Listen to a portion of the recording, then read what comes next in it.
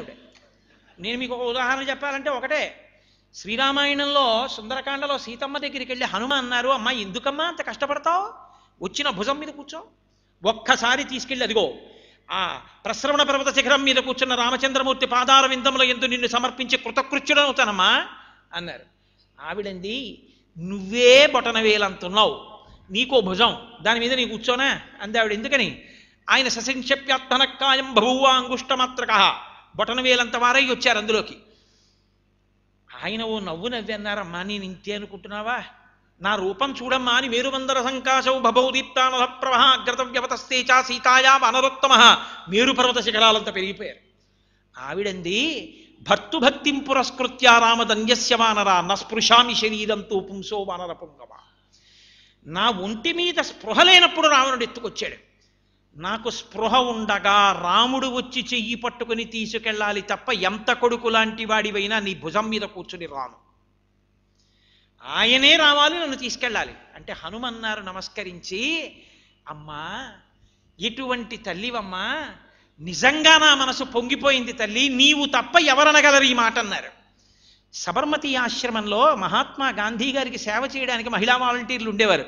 వాళ్ళు ఇళ్ళు ఒకసారి అన్నారు, రామచంద్రమూర్తి యొక్క వైభవానికి కారణమేమి అన్నారు. అంటే ఆయన అన్నారు, సీతమ్మయే అన్నారు.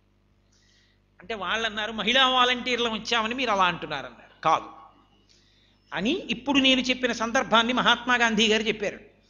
సీతమ్మ తల్లి ఆనాడు హనుమ యొక్క భుజం మీద కూర్చుని వెళ్ళిపోయి ఉంటే రావణాసురుడు అంత ఐశ్వర్యాన్ని చూపించి రాముడు ఉండడు బతకడు అని చెప్తూ ఉంటే ఎవరూ సముద్రమును దాటి రాలేరన్నా మనసుతోనైనా ఒక్క క్షణమైనా రాముడికి నిజంగా ఆపద జరిగి ఏమైనా అవుతుందేమో అంతకన్నా అనావిడ ఆలోచన చేసి ఉంటే రాముడికి పూజ ఇవ్వాల ఉండేదా? సీతమ్మంత గొప్పది కాబట్టి రాముడు పూజింపబడ్డాడు సీతారాములని. రాముడి యొక్క వైభవమంతా సీతమ్మయే. సీతమ్మ లేని రాముడికి అంత ప్రఖ్యాతి లేదు. అంతటి మహాతల్లి. అందుకు కదండి అగ్నిహోత్రుడు అంత గొప్ప కితాబునిచ్చి తీసుకొచ్చి కూర్చోబెట్టాడు. అందుకే మీరు చూడండి, లోకంలో లక్ష్మీనారాయణులు అంటారు, ఏదో రుక్మిణీ కృష్ణులు అంటారు. రుక్మిణీ కృష్ణుల్నే లక్ష్మీనారాయణులని పూజ చేసేస్తారు.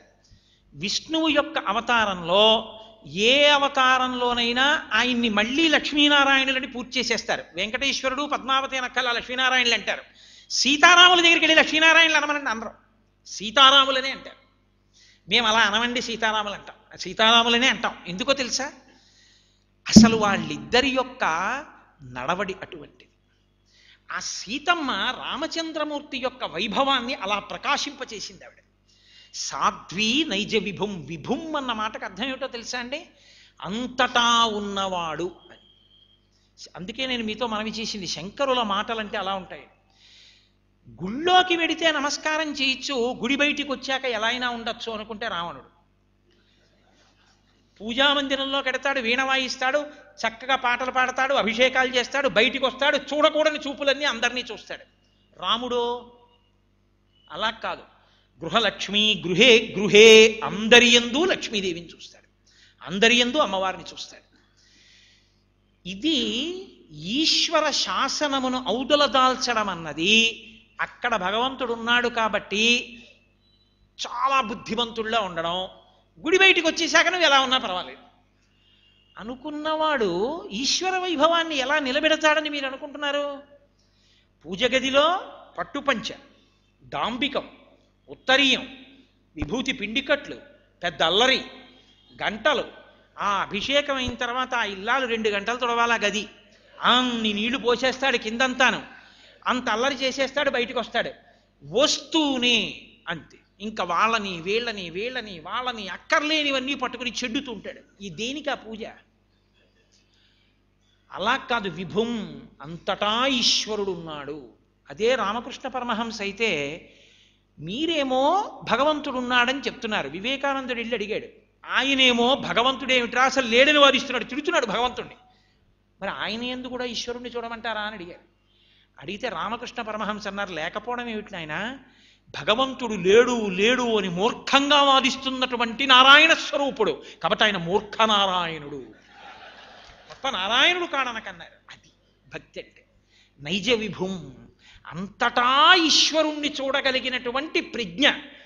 అడుగు తీసి అడుగేస్తే తన భర్త యొక్క మర్యాదని దృష్టిలో పెట్టుకుని ప్రవర్తించిన పతివ్రతలా, అమ్మో నేను ఇది చేస్తే ఈశ్వరుడు అధర్మం అని చెప్పాడు, వేదంలో చెయ్యొద్దన్నాడు, నిషిద్ధ కర్మ, నేను ఎలా చేస్తాను, నేను చెయ్యనన్నవాడున్నాడే వాడు సాధ్వీ నైజ విభుం. అది భక్తి. అలా ఉండాలి భక్తి. అంతేగాని ఎప్పుడూ పక్కన వెంకటేశ్వర స్వామి వారి మూర్తినో మెళ్ళో పరమశివుడినో కట్టుకుని ఎక్కడ తిరుగుతావు? అలా తిరగడం కుదరదు. నీకు నిజంగా ఈశ్వరుని యందు పూనిక అంటే ఈశ్వరుడు ఎక్కడ లేడు? భురంభంచనలో నిలోంబర మహార్నాథో హిమాంసు పుమాం ఇత్యాభాతి చరాచరాత్మకమిదం యస్యైవ మూర్ఛస్తకం నాణ్యక్కించన విద్యతే విమృశతాం యస్మాత్ పరస్మాత్ విభో తస్మై శ్రీగురుమూర్తయే నమ ఇదం శ్రీదక్షిణామూర్తయే. ఆయన లేనిదేది నాకు చూపించు. కంచిలో పృథ్వీలింగం, జంబుకేశ్వరంలో జలలింగం, అరుణాచలంలో అగ్నిలింగం, చిదంబరంలో ఆకాశలింగం, శ్రీకాళహస్తిలో వాయులింగం, కోణార్కలో సూర్యలింగం, సీతాగుండంలో చంద్రలింగం, ఖాట్మండులో యజమానలింగం. 8 ఆయనే. తప్పించి చూపించి ఇంకోటి నాకు. అసలు శివుడు లేని ప్రదేశం లేదు. అందుకే మూడో కంటికి తెలియకుండా చేయి, కానీ మూడో కంటి వాడికి తెలియకుండా చేస్తాననకు. తప్పు. అసలు చేయలేవు. మూడో కంటి కంటే నీ 2 కళ్ళు కాకుండా ఇంకో కంటికి తెలియకుండా చేయగలవేమో, మూడో కంటి వాడికి తెలియకుండా నువ్వేమీ చేయలేవు. కాబట్టి సాధ్వీ నైజ విభుం, సాధ్వి విభుని దృష్టిలో పెట్టుకొని ప్రవర్తించినట్టు అంతటా ఈశ్వరుణ్ణి చూడగలిగినటువంటి ప్రజ్ఞ పెరగడం ఈశ్వరుని చేరడానికి మార్గము. ఇది అద్భుతం అండి. నేను నోటితో మాటలతో చెప్పినట్టు ఉండదు. పానీయంబులు త్రాగుచున్ కొడుచుచున్ భాషించుచున్ హాసలీలా నిద్రాదులు చేయుచున్ తిరుగుచున్ లక్షించుచున్ సంతత శ్రీనారాయణ పాద పద్మజుగళీ చింతామృతాస్వాద తంధానుండై మరచంచురారిసుతుడే తద్విశ్వమున్ భువరా అంటారు. ఏది చేస్తున్నా లోపల ఈశ్వరుణ్ణి తిప్పగలుగుతుంటాడు. ఆ తిప్పగలిగినటువంటి ప్రజ్ఞ ఉందే, అది వస్తే ఉచ్యతే, పట్టుకుని పరమేశ్వరుడికి దగ్గరగా కూర్చుంటున్నాడు వాడు. అది భక్తి అన్న మాటకు అర్థం.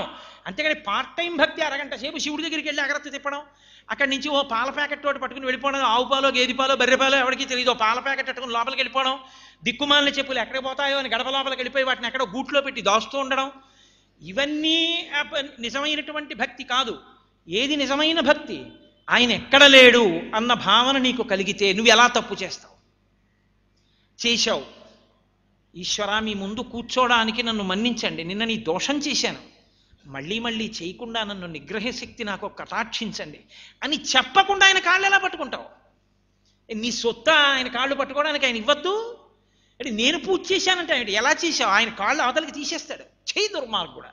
ఇక్కడికి వచ్చి నటరత్న, నట సామ్రాట్, నట చక్రవర్తి, అక్కడికి వెళ్ళి చేసేవన్నీ ఆ పనులు అనడాయన. నువ్వు ఈశ్వరుడికి క్షమార్పణ చెప్పాలి. ఈశ్వరా నిన్ను పెద్ద దోషం చేశాను, చాలా ఖేదం కలిగేట్టుగా మాట్లాడాను వారిని, మీరు మమ్మల్ని మన్నించండి, ఇంకెప్పుడు నా వాక్కునకు ఆ దోషం కలగకుండా నాకు నిగ్రహశక్తినివ్వండి అని మీరు కన్నీటితో ఈశ్వరుణ్ణి ప్రార్థిస్తే ఈశ్వరుడు అనుగ్రహిస్తాడు. అది భక్తి. మీరు ఎక్కడ ఈశ్వరుడు లేడని చెయ్యగలరు? అయ్యి బాబోయ్ నా స్వామి చూస్తున్నాడు అన్న భావన కలిగితే, 1 నిర్భయత్వం, ఎప్పుడూ ఈశ్వరుడు మీ వెంటున్నాడు. 2 మీరు అధర్మం వైపుకి వెళ్ళలేరు. అది భక్తికి ప్రాతిపదిక. కాబట్టి సాధ్వీ నైజ విభుం, ఇది లేదనుకోండి ఒక్క గుళ్ళో ఈశ్వరుడు ఉన్నాడు. కాబట్టి ఇక మిగిలిన ప్రదేశాలు ఈశ్వరుడు లేనివి. అప్పుడు నువ్వు వేద ప్రమాణమును అంగీకరించిన వాడివా, అంగీకరించని వాడివా? అంతర్బహిశ్చ తత్సర్వం వ్యాప్య నారాయణ స్థిత అయితే నీకు ఈశ్వరుడు లేని ప్రదేశం ఇంకోటి ఎలా కనపడింది? కాబట్టి సాధ్వీ నైజ విభం లతా క్షితిరుహం. క్షితిరుహం అంటే చెట్టు, లత పూలతీగ. చూడండి, ఎవ్వరూ దానికి చెప్పక్కర్లేదు, మీరు ఆ రహస్యం పట్టుకోవాలి. యోగతారావళి అని శంకరాచార్యులు వారు స్తోత్రం చేశారు. ఆయన ఇవ్వనిదేం లేదు ప్రపంచంలో. తీగ అక్కడ ఉంటుంది, చెట్టు ఇక్కడ ఉంటుంది. నేను వెళ్ళి ఆ తీగ పక్కనే కూర్చున్నాను అనుకోండి, అది మొలక రాగానే అలా నేను 4 గంటలో 2 రోజులు కూర్చుని అక్కడే అన్నం తిని అక్కడే మంచినీళ్ళు తాగి ఏదో నిరాహార దీక్ష చేపట్టిన వాళ్ళేగా అన్నం తినేస్తూ అక్కడ కూర్చున్నా తీగ వచ్చి నన్ను అల్లుకోదు. ఎందుకో తెలుసా అండి? దానికి తెలుసు వీడు లేచి వెళ్ళిపోతాడు, అది రాదు.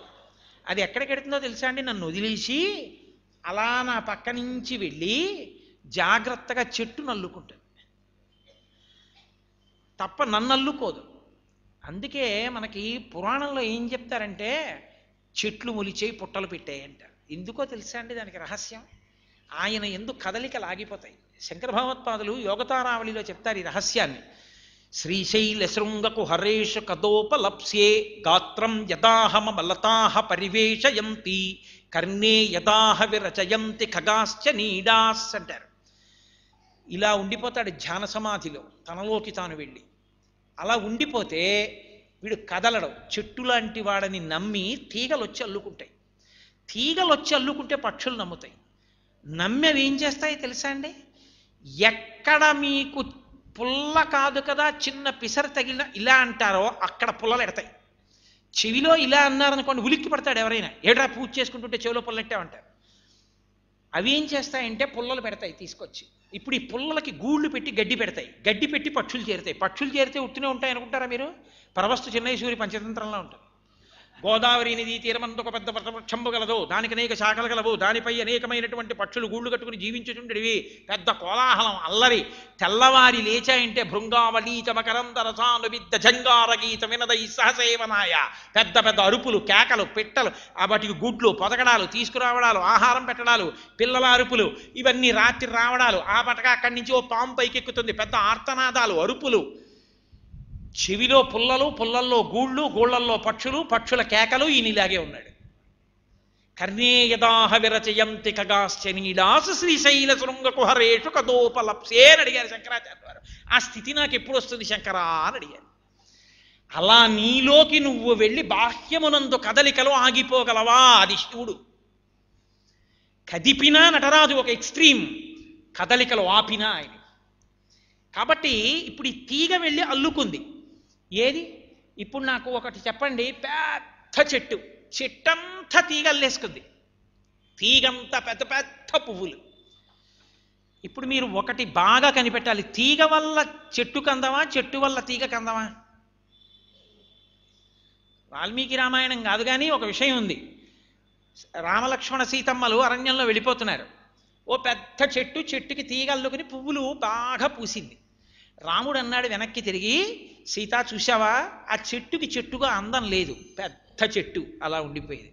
ఆ తీగ అల్లుకుంది చూశావు, అల్లుకుని పువ్వులు పూసిందే, ఆ పువ్వుల వల్ల చెట్టుకి ఎంత అందం వచ్చిందో అన్నాడు.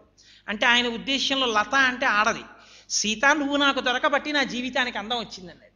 సీతమ్మంది, అది ఎంత పెద్ద పువ్వుల తీగైనా అంత గట్టి మానున్న దృఢమైన చెట్టు ఆసరాగా దొరకకపోతే నేలబడి పశువులు తినేసేవి.